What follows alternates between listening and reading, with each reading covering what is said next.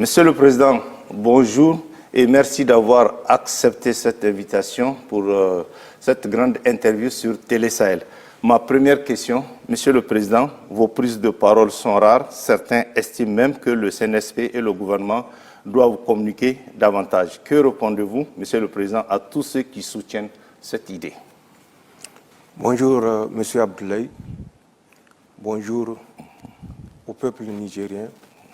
Merci de l'opportunité que vous nous offrez pour nous adresser une fois de plus à nos compatriotes et au-delà de nos compatriotes, au peuple du Sahel, d'Afrique et du monde.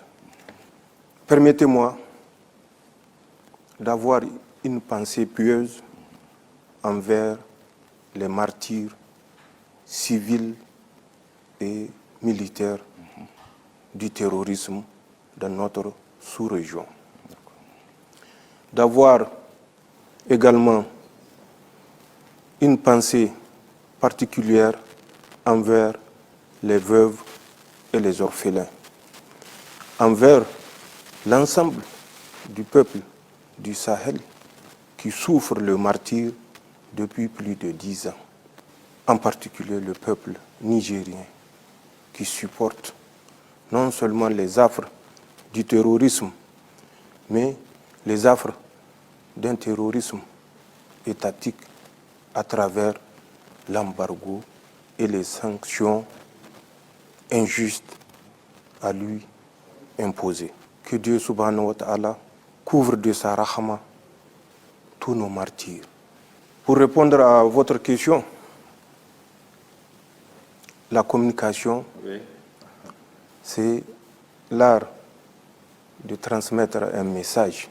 Les canaux à travers lesquels certains nous attendent ou attendent de recevoir nos messages ne sont pas ceux-là même que nous utilisons. Mais la communication, elle est stratifiée. Trop de communication tue la communication. Et c'est pour cela qu'un État est organisé pour utiliser tous les vecteurs pour transmettre un message au peuple souverain.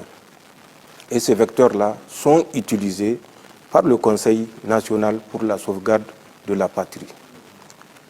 Nous ne passons pas certainement à longueur de journée à la télé ou à la radio, mais si c'était le cas, on n'aurait pas pu exercer ce pourquoi nous sommes justement intervenus. Nous passons par plusieurs canaux, à commencer par le niveau local, à travers les prêches qui transmettent des messages aux fidèles, que ce soit dans les mosquées, dans les églises, à travers les chefs traditionnels, lors des grands événements, qui transmettent également le message aux populations, à travers les interventions des ministres qui composent le gouvernement de transition, à travers leur chef, le Premier ministre, qui a intervenu à maintes reprises, à travers certaines interventions des membres du Conseil national pour la sauvegarde de la patrie. Je crois que nous communiquons, c'est les moyens à travers lesquels nous communiquons que peut-être les gens pensent que ce n'est pas les moyens qui répondent à leurs attentes. Mais pour nous, le plus important, c'est que le peuple nigérien soit édifié de ce que nous faisons. Et je crois que nous parvenons à le faire à travers tous ces vecteurs que je viens de citer. Excellence, Monsieur le Président, 4 mois après l'avènement du CNSP au pouvoir, les Nigériens attendent toujours vos orientations stratégiques, votre programme de gouvernement pour une vision d'ensemble sur toutes les questions d'intérêt national, sur l'économie, le social et le politique. Qu'en est-il exactement? Je suis surpris d'entendre cette question, puisque quand nous avons intervenu, nous avons dit que notre premier souci est le souci sécuritaire. Donc, l'organisation de la défense. Effectivement, nous avons réussi à réorganiser notre système de défense et à créer des structures dans le domaine de la lutte antiterroriste et structures qui donnent des résultats, même si nous ne sortons pas souvent pour le dire, mais nous obtenons des résultats. Certes, il faut comprendre que c'est une situation qui a duré plus de 10 ans. Mais en 4 mois, ce que nous avons obtenu comme résultat nous permet d'espoir que ce premier domaine, qui est le domaine de la défense et le domaine sécuritaire, à travers les actions sur le terrain, à travers les actions diplomatiques qui nous permettront de renouveler nos domaines de coopération avec certains pays qui nous accompagneront dans le sens de prendre en main notre destin dans le domaine de la sécurité. Je crois que à travers le départ de l'origine du terrorisme sur notre territoire, je citerai notamment la France. Vous ne pouvez pas combattre un incendie avec de l'essence. Et pour nous, l'incendie terrorisme tire son essence du soutien que la France lui apporte. Nous avons pu dénoncer les accords de coopération en matière de défense. C'est un grand pas qui était là depuis plus de 50 ans. Nous sommes parvenus à le faire, Dieu merci. L'ambassadeur de France qui a voulu, au mépris des règles de relations diplomatiques, sous-estimer et mépriser les autorités nigériennes, a quitté notre territoire. C'est également des actions concrètes que nous avons posées dans ce domaine de rétablissement de l'ordre sécuritaire. Dans le domaine économique, nous avons pu, malgré l'embargo qu'aucun autre pays au monde n'a expérimenté, n'a vécu, nous sommes parvenus, Dieu merci, à assurer le ravitaillement régulier. Et vous suivez également, en plus de ce ravitaillement régulier à travers un corridor sécurisé, ce qui nécessite une grande mobilisation de forces de défense et de sécurité. Nous avons réussi toujours dans le domaine économique, notamment à travers la bonne gouvernance, à instaurer un climat de confiance. Tous les Nigériens étaient unanimes sur la nécessité de rendre ce qu'on a soutiré des caisses de l'État. Et par rapport à ça, nous avons pris des mesures pour organiser la commission de lutte contre les infractions économiques, financières et fiscales, la COLDEF, qui est une réalité aujourd'hui et qui va s'atteler, en tout cas, à ramener tout ce qui a été spolié au profit du peuple nigérien. Donc, ramener au profit du peuple nigérien tout ce que les uns et les autres ont spolié. C'est également, je crois, une démarche à saluer. Nous avons d'autres perspectives, notamment dans le domaine alimentaire, pour voir comment, déjà, il y a un budget qui est prévu à cet effet, assurer le minimum dans le domaine alimentaire. Donc, c'est des grandes actions qui concernent des axes bien définis que peut-être les gens n'ont pas encore compris, mais c'est des actions concrètes dans le domaine de la défense, dans le domaine de la bonne gouvernance, dans le domaine économique et certainement politique, avec d'autres actions que je ne citerai pas et qui sont en perspective. Voilà ce que je peux dire de cette question. D'accord. Monsieur le Président, justement, à quel niveau se trouve l'organisation du dialogue national inclusif nigérien qui a été annoncé depuis quelques semaines? C'est plutôt depuis quelques mois. Le dialogue a été annoncé exactement en septembre. Mais nous sommes des militaires. Nous sommes prévoyants. Et nous prévoyons l'imprévu. Au moment où nous avons voulu initier le dialogue inclusif, le dialogue national, nous étions confrontés à une menace évidente, qui est l'hostilité de la France, qui avait sur notre territoire, on parle de 1500 hommes, mais c'était plus de 2000 hommes. Face à cette hostilité, organiser un dialogue national, alors que 1500 hommes sont sur la base aérienne de Niamey, serait un risque. Nous avons certes entendu les gens sortir pour dire que nous avons reporté le dialogue, on ne sait même pas si c'est un dialogue sincère, si ça aura lieu. Voilà une des raisons pour lesquelles nous n'avons pas organisé ce dialogue comme nous l'avons voulu initialement en septembre.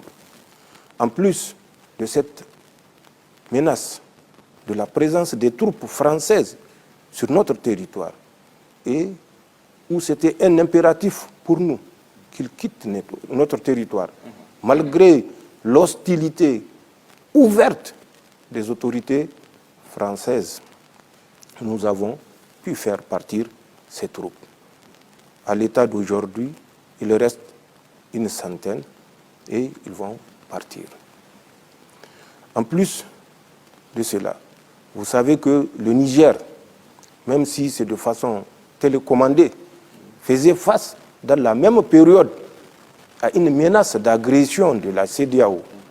Est-ce qu'il est rationnel pour nous, qui sommes des militaires, d'organiser un dialogue national en ce moment précis, avec toutes ces menaces, sans oublier les menaces terroristes qui bénéficiaient au moment bien précis du soutien de leurs sponsors.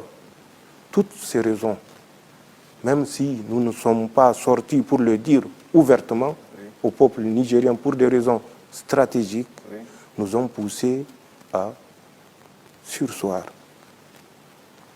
de ce grand rendez-vous à Niamey, puisqu'il devait, en fin de compte, se tenir à Niamey. Voilà les raisons pour lesquelles le dialogue national inclusif n'a pas eu lieu, comme annoncé il y a 3 ou 4 mois de cela, mais c'est une certitude, ce dialogue aura lieu incessamment et vous aurez l'occasion bientôt de connaître les dates exactes retenues pour le dialogue national inclusif. D'accord. Merci, Monsieur le Président. On va continuer. Monsieur le Président, selon les informations à notre disposition, la campagne agro-silvopastorale n'a pas véritablement répondu aux attentes de nos populations. Quelles sont les solutions envisagées par le gouvernement pour faire face à cette situation? Effectivement, la campagne agricole ou agro-pastorale a été déficitaire à des proportions différentes. Pour ce qui est du domaine de la production agricole, elle est déficitaire à 39%. Ce n'est pas aussi alarmant que nous le pensons. Elle est déficitaire à 39%. Sur 13 468 villages, 5 343 villages sont déficitaires. Mais même si c'est 10% des villages qui sont déficitaires, c'est une inquiétude pour nous. Pour ce qui est du domaine pastoral, nous avons un déficit de 53%, un besoin de plus de 18 000 tonnes de matière sèche. Donc, 53%, c'est énorme comme déficit pour un pays dont l'économie repose notamment sur l'agriculture, mais surtout l'élevage. Par rapport à ces inquiétudes, nous avons initié des démarches qui consisteront à nous assurer que le 840 000 tonnes de céréales, dont 39%, soit 5 343 villages ont besoin, et en termes de matière sèche, c'est plus de 18 millions de tonnes. Et cela sera compensé par la mise en place des aliments bétail en quantité assez importante et l'approvisionnement des magasins au PVN en céréales d'hiver. C'est un souci, mais des dispositions sont prises, des fonds sont prévus pour cela et Inch'Allah, nous traverserons cette épreuve de plus. Monsieur le Président, cette autre question, c'est la vie chère que vivent les Nigériens dans leur chair suite aux sanctions inhumaines que la CEDEAO a imposées à notre peuple. Quelles sont les mesures prises par le gouvernement pour y faire face? Effectivement, le peuple nigérien vit dans sa chair les affres de la vie chère. Mais ces affres de la vie chère se sont accentuées avec l'embargo qui a été mis sur notre pays. Mais avant l'embargo, c'est une crise mondiale où tous les pays connaissaient une crise sévère et toutes les denrées ont connu une hausse spectaculaire. C'était la survie. C'est à cette survie que s'est ajouté pour le peuple nigérien l'embargo sauvage et qui a rendu la vie des Nigériens difficile. Mais nous ne restons pas les bras croisés. Nous ne restons pas là à nous lamenter. Face à l'épreuve, il faut être imaginatif. Il faut prendre des initiatives. Et ces initiatives se traduisent, entre autres, par la multiplication du partenariat dans le domaine diplomatique à travers des pays qui sont sincères avec le Niger, même si nous ne sommes pas naïfs et nous connaissons que les relations internationales, c'est des relations d'intérêt.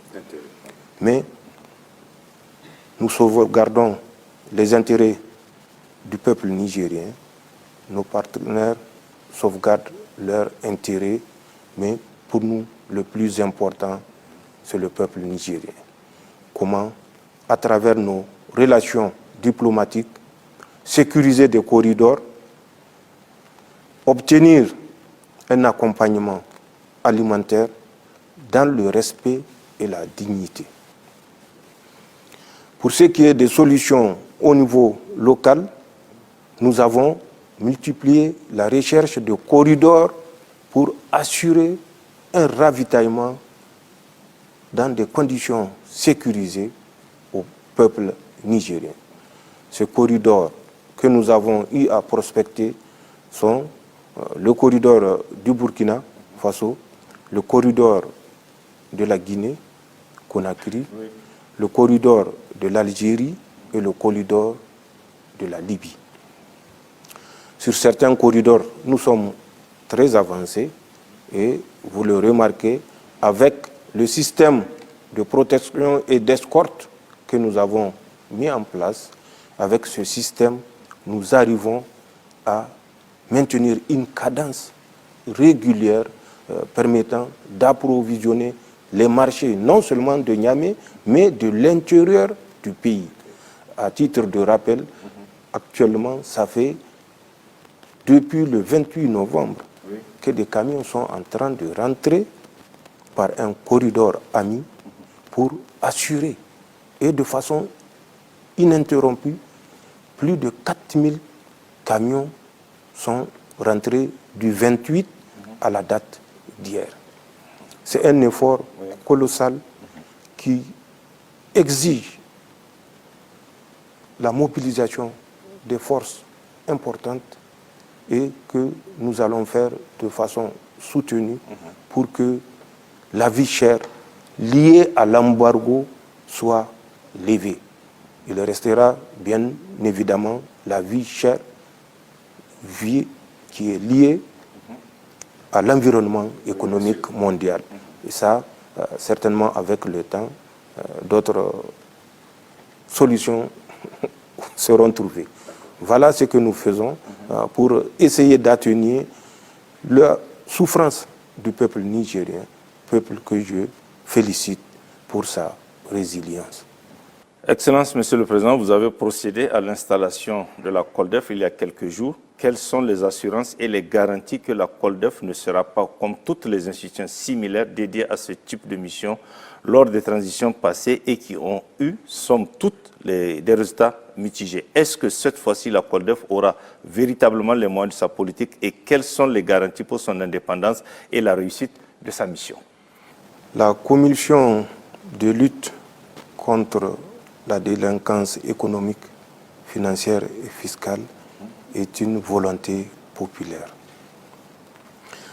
Je ne répondrai pas des résultats que les autres commissions ont eus à des périodes bien précises, puisque je ne peux pas savoir ou imaginer du soutien dont elles ont bénéficié, ni du critère sur lesquels les personnes qui l'ont composé ou qui les ont composés ont été retenues.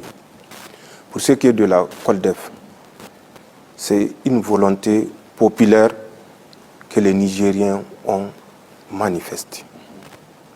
Face à cette volonté de justice et de voir que les biens de l'État soient considérés par tout responsable comme des biens sacrés, des biens communs. Face à cette volonté, nous avons défini des critères des membres de la COLDEF. Parmi ces critères, nous avons retenu d'abord l'intégrité. En plus de l'intégrité, nous avons retenu l'engagement. L'engagement, le dévouement à la cause nationale. Et enfin, l'esprit de l'intérêt national. Puisque tout ce que nous ferons sans cet esprit d'intérêt national, nous n'aurons jamais de résultats probants. Labousanino Zenchankassani. Plus de 10 millions de Nigériens, certainement, remplissent ces conditions. Mais nous ne pouvons pas réunir une commission de milliers de Nigériens, à plus forte raison, millions de Nigériens. C'est pour cela que nous avons trié. Après avoir constitué des curriculums vitae des membres candidats à ce poste. Et si vous vous rappelez, lors de mon intervention en langue, j'avais appelé les Nigériens à nous accompagner dans les choix des personnes qui vont animer cette commission. De l'annonce de la première liste ou du projet de liste, des voix se sont élevées pour dire que l'enquête n'a pas été fructueuse. Il y a des personnes qui sont suspectées d'avoir posé des actes. Mais une suspicion reste une suspicion. Malgré tout, notre objectif étant de créer l'harmonie et la cohésion autour de la COLDEF, nous avons remplacé ces personnes qui sont suspectées. Et nous sommes parvenus à avoir une liste qui fait le consensus. Je ne dirais pas qui fait l'unanimité, puisque aucun domaine ne pourra faire l'unanimité. Cette liste de 35 membres avec un bureau va bénéficier de notre soutien total. C'est une garantie supplémentaire pour la réussite de la COLDEF. Ni les membres du Conseil national pour la sauvegarde de la patrie, ni les membres du gouvernement, ni moi-même n'allons interférer dans les décisions que la COLDEF aura à prendre. Au contraire, la COLDEF trouvera auprès de toutes ces structures un soutien indéfectible. Que tous ceux qui ont spolié les biens de l'État répondent de leurs actes. Zentian Kassani, ce n'est pas une chasse aux sorcières. Il faut que le Nigérien apprenne et intègre que le poste de responsabilité n'est pas synonyme de confusion avec le trésor national, avec la caisse de l'État. Les biens de l'État doivent être sacrés. Tout ce qui est à l'État, dont on vous a confié la responsabilité, la gestion, doit être sacrée. Nous voulons qu'elle soit dans tous les esprits des responsables qui sont actuellement en poste dans ce régime de transition. Et la COLDEF, comme je l'ai dit, aura certainement le soutien total de toutes les autorités. Elle aura l'accompagnement matériel et financier, mais à la mesure de nos possibilités, puisque comme vous le savez, notre pays, nous l'avons dit, traverse des moments difficiles. Les salaires, il faut aller à 35, 40, deux fois 45 jours pour finir. Mais Dieu merci, même si c'est après 45 jours, jusqu'ici, nous avons pu payer le salaire. Donc, la COLDEF doit s'inscrire dans cette logique. Les moyens ne sont pas en abondance, mais les moyens nécessaires à son fonctionnement, ainsi que le soutien, ne lui feront pas défaut. C'est ce que je peux dire de la COLDEF. Personne ne sera épargné. Tout, c'est lui, de façon avérée, qui aura pillé les biens de l'État, qui aura détourné les biens de l'État, répondra à la COLDEF. Et la COLDEF a tout notre soutien, je dis bien tout notre soutien, puisqu'elle ne répond que du président du Conseil national pour la sauvegarde de la patrie. Elle aura tout notre soutien. C'est un serment pour accomplir sa mission, restituer à l'État ce qui a été subtilisé à l'État. Nous ne ferons pas la chasse aux sorcières. La COLDEF ne fera pas la chasse aux sorcières. Et c'est pourquoi nous inviterons tous les Nigériens qui ont des faits, je ne dis pas des questions de personnes, mais qui ont des faits, qu'ils les soumettent à la COLDEF. Elle leur réservera le traitement approprié jusqu'à aboutissement. C'est une certitude, c'est une garantie. Personne dont la responsabilité sera avérée n'échappera au traitement que la COLDEF réservera au dossier le concernant. D'accord. Merci, Monsieur le Président. Monsieur le Président, il y a aussi une question d'actualité qui intéresse les Nigériens, les nominations aux emplois supérieurs de l'État. Quelle réaction cela suscite chez vous? C'est comme la COLDEF dont nous venons de parler. Nul n'est parfait et aucun acte ne sera parfait. C'est à nous de découvrir les imperfections et dans l'ordre et les conseils, approcher les responsables de l'acte posé pour porter des amendements. Les affectations sont une des prérogatives d'un gouvernement, d'un État. Ces affectations répondent à des critères de compétence, des critères d'intégrité et surtout des critères, comme je l'ai dit, de la haute compréhension de l'intérêt national. Quel que soit le poste que vous allez occuper, c'est l'intérêt national qui doit être la première priorité. Pour ce faire, certes, dans les affectations, il se peut que nous ayons affecté ou eu à affecter des personnes, peut-être, qui ne font pas l'unanimité. Mais donner le temps au temps et juger les gens en fonction de l'acte qu'ils posent. La Boussandinou, comme je l'ai dit, nous ne faisons pas de problème de personne. C'est l'intérêt national qui nous a conduit à dire que ce que les gens ont posé comme acte jusqu'au 26 juillet ne va pas dans le sens de l'intérêt national et que si nous restons les bras croisés, il n'y aura plus de nation à défendre à plus forte raison un intérêt national.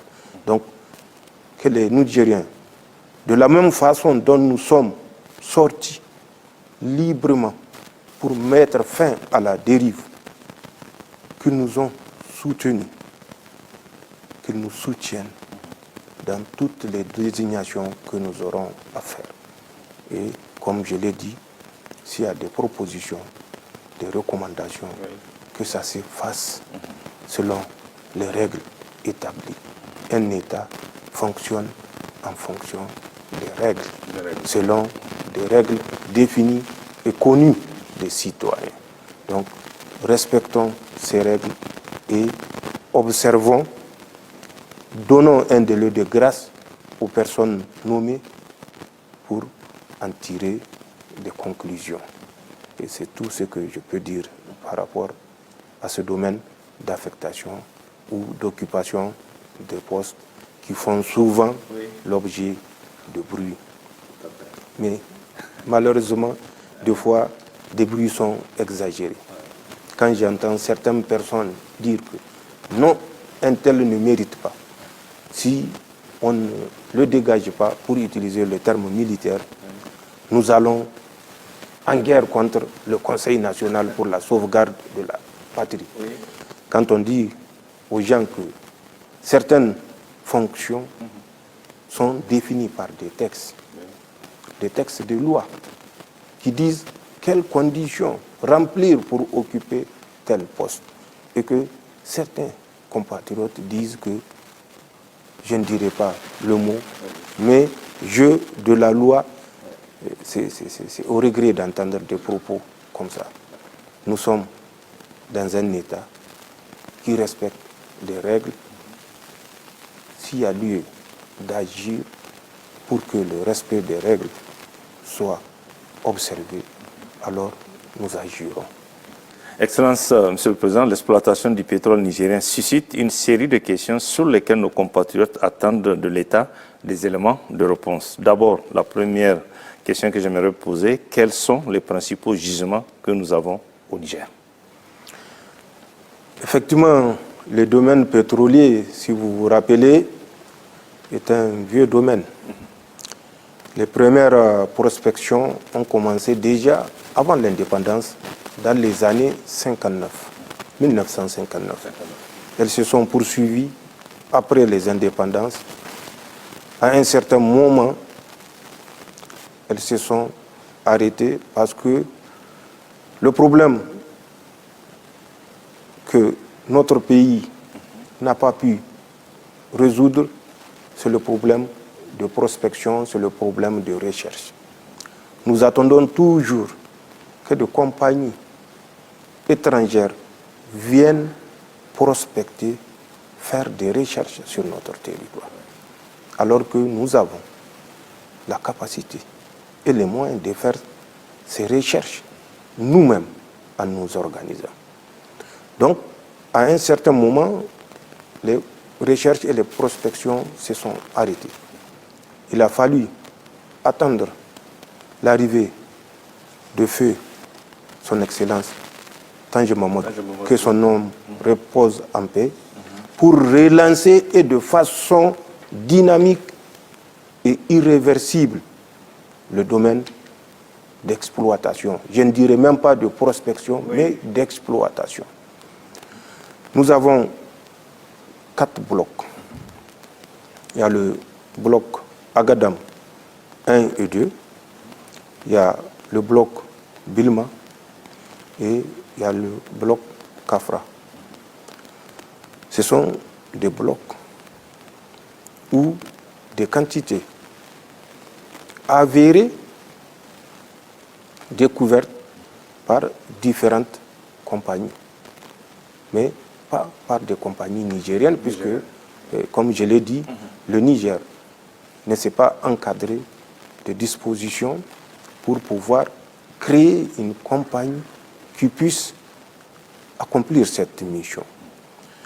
Pour revenir aux 2 blocs qui font l'objet de débats, c'est le bloc Agadam phase numéro 1 et le bloc Agadam phase numéro 2. Le bloc Agadam 1, c'est la Soraz, un pipeline de 462,5 km de Diaouro jusqu'à Koulele, Wolelewa au niveau de Bikimbirji, à 56 km de Zender, où la raffinerie a été construite. Vous connaissez peut-être le fonds utilisé pour construire cette raffinerie, un prêt d'une compagnie chinoise, la CNPC. 540 milliards de francs CFA. 540 milliards de francs CFA. Ce n'était pas un fonds au-dessus de la capacité de l'État nigérien. Ça veut dire que cette raffinerie aurait pu être nigérienne. Tout simplement. Mais le président Tandja, que son âme repose en paix, a montré que c'est possible au moment où les gens pensaient que c'était une mer d'eau souterraine plutôt que de pétrole. Il a cru au rêve. Il a fait construire le premier pipeline, comme je l'ai dit, de 462,5 km au Niger. Il a fait construire la raffinerie dont il a fait une condition pour tout contrat avec l'État du Niger. Cette raffinerie, Dieu merci, c'est nous qui en bénéficions, puisqu'elle a été mise en œuvre ou en exploitation depuis le 28 novembre 2011, au moment où Tandja avait déjà, paix à son âme, quitté le pouvoir. C'est pour dire que les chefs d'État, leur devoir, leur responsabilité, c'est vis-à-vis du peuple. Aujourd'hui, ceux qui bénéficient des retombées de cette raffinerie, ce n'est ni Tandja, ni la famille de Tandja. C'est le peuple nigérien. Si les choses avaient été faites dans les règles. Mais ça, c'est un autre débat. En dehors de la raffinerie, Agadem phase 2, c'est le pipeline de Koulele jusqu'aux rives de l'océan Atlantique. 1950 km.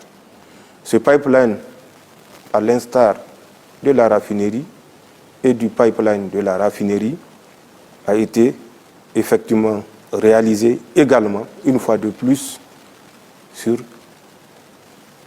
un crédit, mais un crédit contracté par une compagnie chinoise qui a investi dans la réalisation de ce pipeline 1440 milliards de francs CFA. 1440 milliards de francs CFA. Sur le marché international, le Niger aurait pu lever ce fonds si nous avons ou si nous avions une compagnie qui faisait la recherche et la prospection. Oui. Puisque c'est les découvertes et les quantités de découvertes qui permettront de contracter de crédit, puisque c'est une garantie à laquelle les bailleurs de fonds ne peuvent opposer un refus.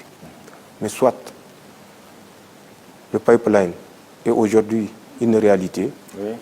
Il a été lancé le 1er novembre de cette même année, vous vous souvenez, et sa production est de 90 000 barils par jour. Sur ces 90 000 barils par jour, j'entends souvent des calculateurs, oui, des scientifiques nigériens, des mathématiciens dire que nous multiplions 90 000 barils par 77 $, le prix d'un baril, oui, un baril qui équivaut, oui, à 159 litres à peu près, et nous avons les recettes journalières du Niger. Ce n'est pas vrai. Sur les 90 000 barils par jour, la part du Niger est de 25,4%. Multiplier 25,4%, oui, par 90, divisé par 100, une règle de 3, oui, vous aurez la part exacte par jour du Niger. Et multiplier cette part par le cours du baril, vous aurez la part du Niger par jour. Et ça dans les meilleures des conditions. Et actuellement, le baril est en hausse, et nous espérons que quand la production qui a déjà été achevée, oui, le transport est en cours jusqu'à l'océan Atlantique, et effectivement, quand cette phase de remplissage des cuves dans l'océan Atlantique sera achevée, oui, en janvier, probablement, nous pouvons espérer, janvier prochain, Inch'Allah, nous pouvons espérer les premières sorties des barils du brut nigérien qu'on a communément appelé le MELEC. Mais notre volonté n'est pas de commercialiser du brut. Okay. Nous voulons aller vers le raffinage. Nous avons assez chanté que le Niger a été floué depuis plus de 60 ans parce que tout ce que nous produisons est exporté de manière brute. Le Niger ne bénéficie pratiquement pas des ressources de son sous-sol parce que le Niger n'a pas initié une politique qui lui permette de maîtriser l'exploitation de ses ressources. Nous voulons aller vers une raffinerie qui va transformer le brut nigérien sur le sol nigérien. Et ça, Inch'Allah, nous le ferons avec des partenaires, pas des gens qui sont là pour nous exploiter. Pour que le partenariat gagnant-gagnant soit enfin une réalité. Le pétrole brut nigérien, raffiné comme à la Soraz au Niger, en d'autres produits qui sont actuellement recherchés, notamment le jet, oui. l'essence que la raffinerie de Zender ne produit pas à suffisance, puisque c'est un tiers de la production des 20 000 barils qui est transformé en essence. Les 2 tiers sont transformés en gaz. Donc, le jet, pour les avions, nous allons fournir la sous-région. Nous avons des pays qui, malgré l'embargo, continuent à coopérer avec nous.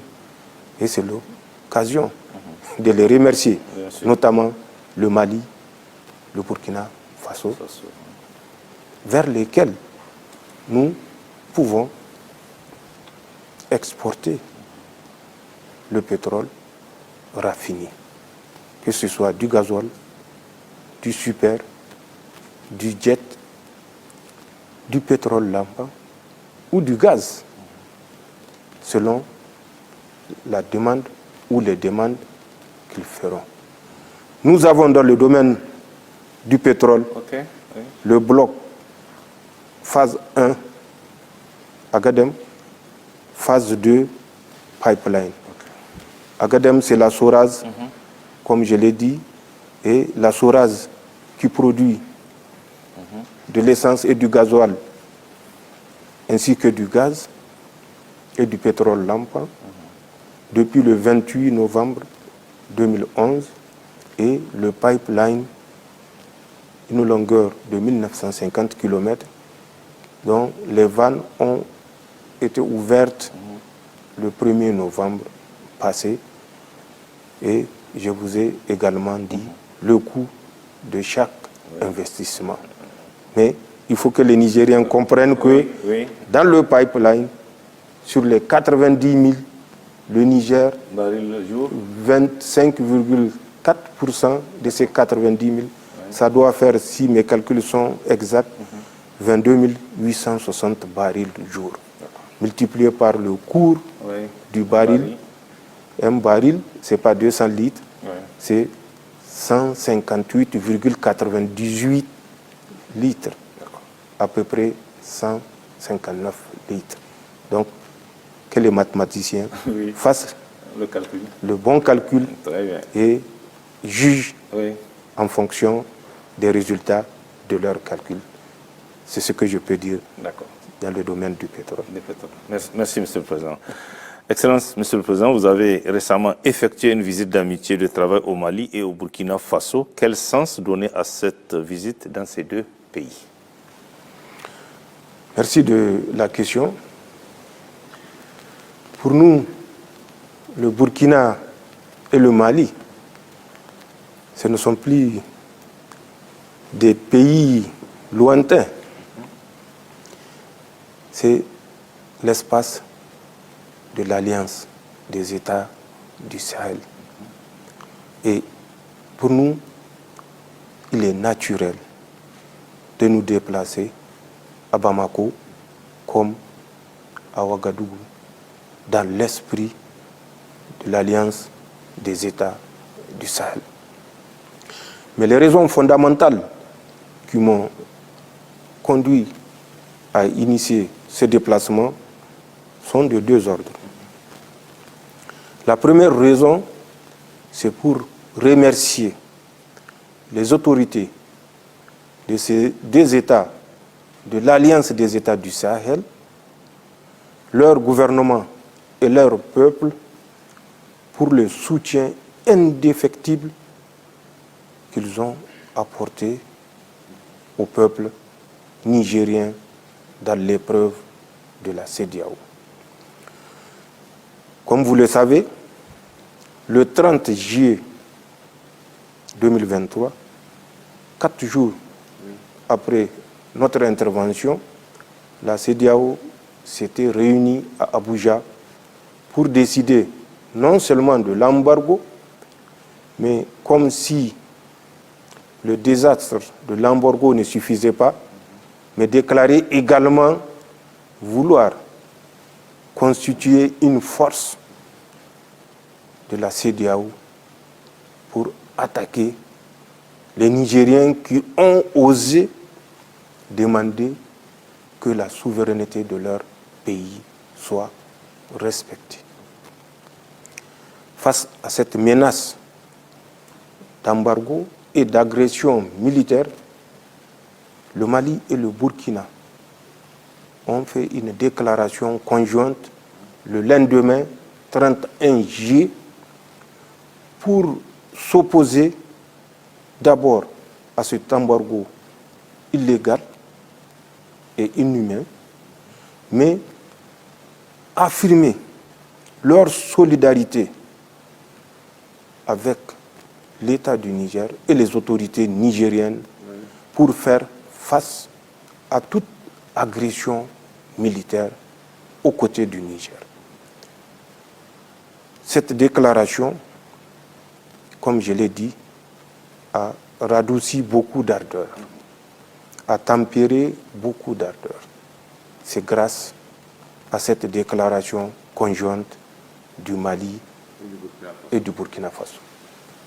L'engagement et la détermination du peuple nigérien qui s'est levé de la déclaration de cette volonté de nous agresser et jusqu'à aujourd'hui pour dire non à l'embargo, dire non à toute velléité d'agression.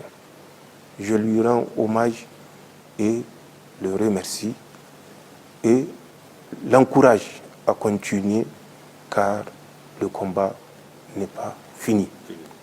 Je comprends que l'Abou-Sanino, mais des changements de régime, des transitions se sont succédées au Niger.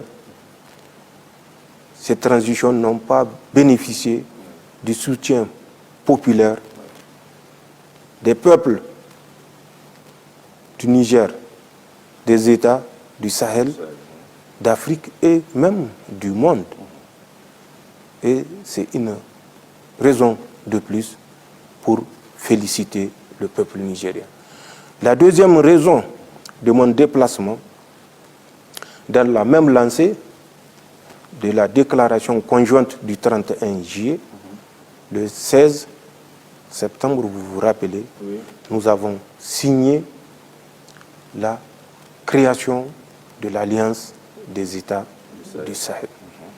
Cette alliance a pour objectif, puisque c'était le souci immédiat, le domaine sécuritaire, le domaine de la défense. Dieu merci.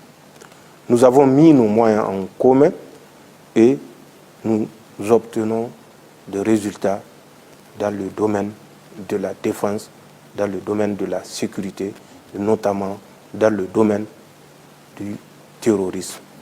Parce que nous savons, nous sommes convaincus, nous avons des preuves que ce terrorisme est un terrorisme importé. Quelles que soient par ailleurs les raisons que les gens ont voulu faire avaler aux Nigériens et aux États du Sahel, ce terrorisme est un terrorisme sponsorisé. Nous avons pu nous débarrasser de certains sponsors et, si vous le constatez, au Niger, au Mali et au Burkina, des résultats palpables sont obtenus dans le domaine de la lutte anti-terroriste. Mais le terrorisme de ceux qui sont armés n'est pas le seul terrorisme. Nous avons le terrorisme des États du Sahel qui ne font pas moins que ce que les terroristes font. Combien de Nigériens sont morts sur le lit d'hôpital parce qu'on manque de produits pharmaceutiques? Combien de Nigériens meurent sur leur lit d'hôpital parce que nous sommes privés même de l'électricité qui est pourtant un partenariat entre deux entreprises privées. Deux entreprises privées. Donc, quelle est le sens du mot terrorisme quand on ignore que priver un pays du minimum en termes de produits pharmaceutiques, produits alimentaires, pour obtenir un accord ou pour contraindre le pays à faire des concessions politiques, c'est la même définition du terrorisme. C'est quoi le terrorisme? C'est l'utilisation de la violence contre des personnes innocentes pour contraindre à obtenir des concessions politiques. Et c'est ce que ces États de la CEDEAO font contre le Niger. C'est ce que ce terrorisme sponsorisé fait contre les peuples des États du Sahel. Donc, il était temps pour nous d'aller dans ces pays pour affirmer notre volonté. En plus du domaine sécuritaire, notre alliance doit évoluer dans le domaine politique et dans le domaine monétaire. Puisque cette alliance a in fine pour objectif de créer des conditions de prospérité pour nos peuples, pour le peuple du Sahel. Et c'est là également le deuxième motif de mon déplacement. Renforcer en troisième ressort les relations diplomatiques. Là où nous n'avons qu'un consulat, l'ériger en ambassade. Donc voilà de façon synthétique les 3 ou 4 domaines. Le domaine de défense donc sécuritaire, le domaine économique, le domaine diplomatique et bien sûr le domaine socio, je dirais, économique, puisque c'est la prospérité au profit du peuple du Sahel et, in fine, ne pas occulter le domaine monétaire. Si aujourd'hui nous faisons face à des pressions sauvages, c'est parce que peut-être nous sommes restés très longtemps passifs dans certains domaines. Nous n'avons pas su nous assumer et assumer notre souveraineté à travers des décisions fortes. Ce sont ces décisions que j'étais parti demander aux chefs d'État de mettre nos efforts en commun pour avoir ce courage de libérer définitivement l'espace sahélien, l'espace des États du Sahel. Voilà le motif de mon déplacement au Mali et au Burkina Faso. Monsieur le Président, justement, par rapport à la question de la monnaie, on peut espérer avoir notre monnaie très prochainement? Je ne me prononcerai pas. D'accord. Je préfère laisser l'opportunité de la déclaration aux spécialistes. Je l'ai dit, l'État est stratifié et chaque niveau a des domaines de compétences et au moment opportun, ces domaines de compétences, ces domaines d'experts se prononcera. Monsieur le Président, avant-dernière question. Monsieur le Président, ce jour 10 décembre, les chefs d'État et de gouvernement de la CEDEAO se sont réunis à Abuja. Entre autres sujets importants, ils ont échangé sur la situation au Niger. Êtes-vous optimiste quant à l'issue de cette rencontre, Monsieur le Président? Pour moi, c'est l'intérêt national qui est au-dessus de toute considération. Nous avons demandé beaucoup de sacrifices au peuple nigérien. Le peuple nigérien, bénéficiant des soutiens des pays frères et amis, a supporté l'insupportable. Il est resté debout 4 mois durant, 4 mois de privation malgré, c'est vrai, nos efforts multiples pour alléger cette souffrance. Mais le peuple nigérien est resté debout malgré ce manque, malgré cet embargo qui touche tous les domaines. Je l'avais dit que l'embargo que notre pays connaît n'a jamais été expérimenté nulle part ailleurs. Certains se sont amusés à établir un tableau. Oui. Consultez ce tableau et vous comprendrez l'intention machiavélique qui a conduit à cet embargo contre l'État du Niger. Mais penser par des actes terroristes contraindre le peuple nigérien à céder, c'est sous-estimer, c'est méconnaître l'histoire. Le peuple nigérien est un peuple de guerriers.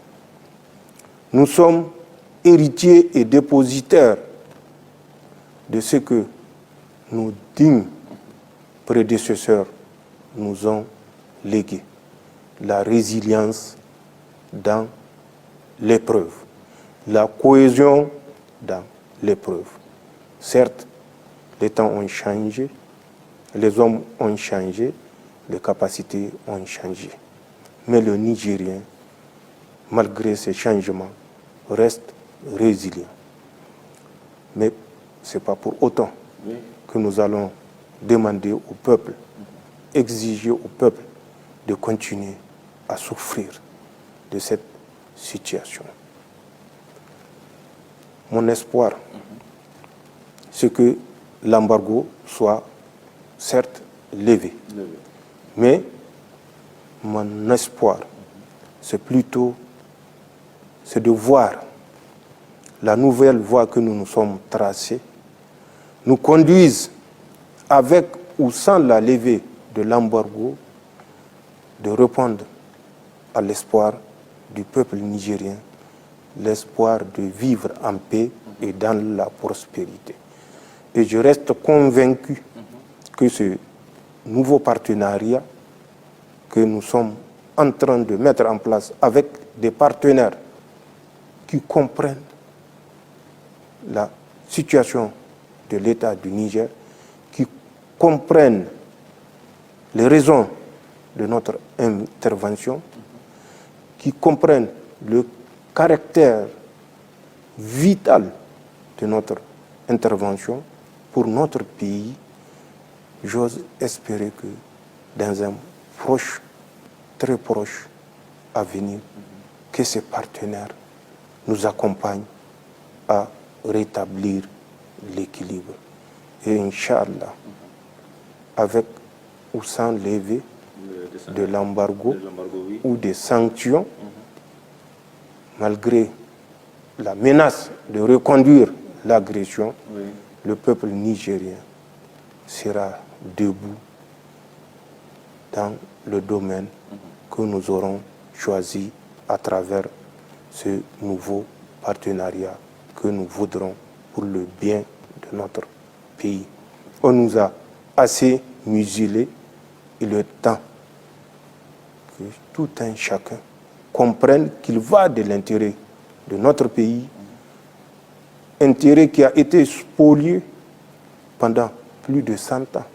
Quand on parle de 60 ans, 65 ans, c'est limité aux indépendances. Le Niger a été spolié avant les indépendances. Le Niger a continué à être spolié après les indépendances.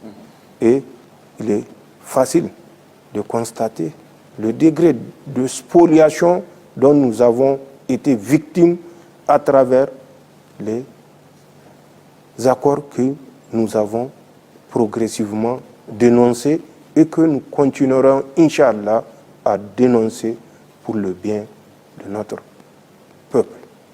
Et ça, que personne n'en doute, nous allons poser des actes dans les jours, les mois à venir, Inch'Allah, qui affirmeront davantage la souveraineté de notre pays et la prospérité retrouvée.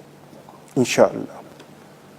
Excellence, Monsieur le Président, pour finir cet entretien, cette grande interview, quel sera votre mot de la fin? Merci de l'opportunité pour dire une fois de plus mon admiration pour le peuple nigérien qui est resté debout, pour dire mon admiration pour les forces de défense et de sécurité qui sont restées debout malgré les moyens limités, mais debout, allant jusqu'au sacrifice ultime pour préserver notre pays. Merci à l'ensemble des pays qui ont compris notre démarche, cette démarche de souveraineté.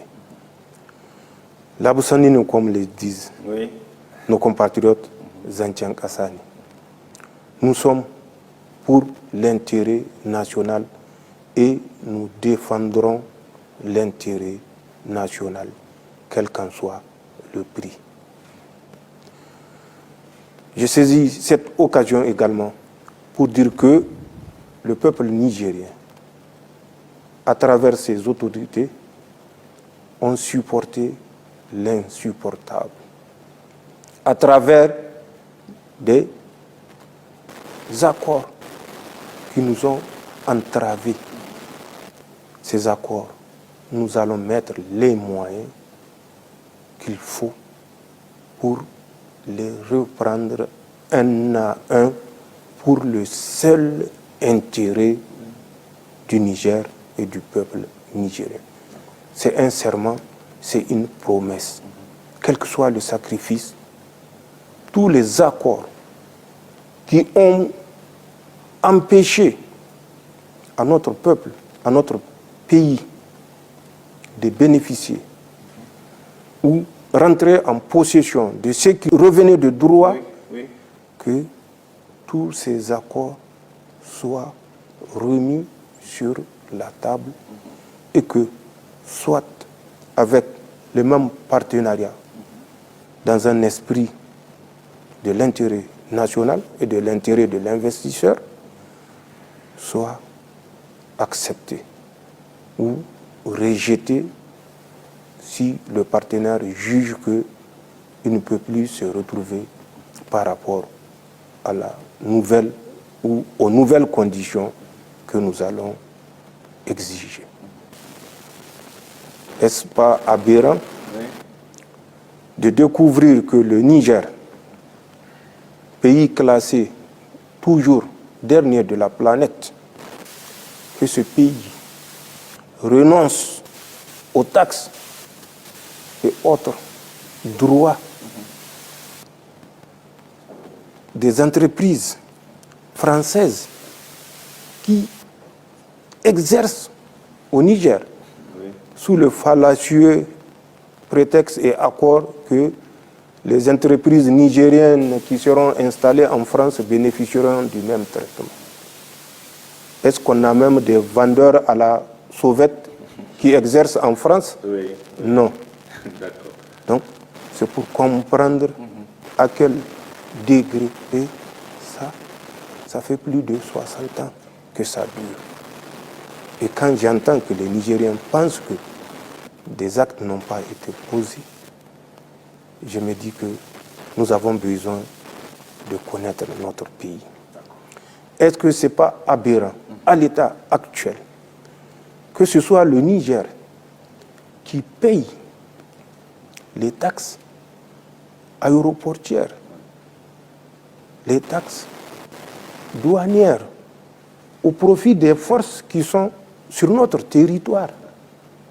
C'est des milliards que l'État du Niger paye à Souma et à l'ANAC, l'agence chargée de la navigation.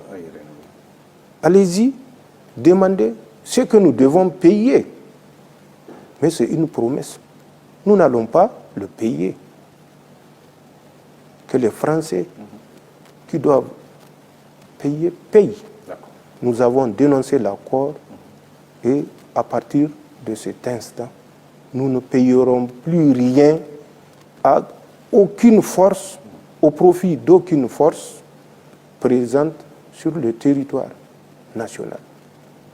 C'est le summum. Que ce soit le pauvre qui paye les charges du riche. Est-ce que vous ne trouvez pas que c'est aberrant? Et comment nos dirigeants ont accepté un tel accord? La raison ne nous permet pas de comprendre. C'est des domaines sur lesquels nous allons revenir, Inch'Allah, et dans d'autres domaines que vous me donnez l'opportunité de partager déjà avec nos compatriotes. Les jours à venir, Inch'Allah, seront édifiants. Mais les actes que nous avons déjà posés sont des actes qui ont perduré 60-65 ans et que tous les régimes qui se sont succédés n'ont pas osé attaquer. Nous les attaquerons et nous les remettrons en cause. C'est un serment et je crois que les premiers actes que nous avons posés sont de nature à prouver que ce que nous disons, ce n'est pas juste de la communication. C'est une détermination, c'est un serment et c'est un engagement irréversible, Inch'Allah. Merci, Monsieur le Président, pour avoir répondu à toutes nos questions. Merci à vous. Merci. Je vous en prie. Merci.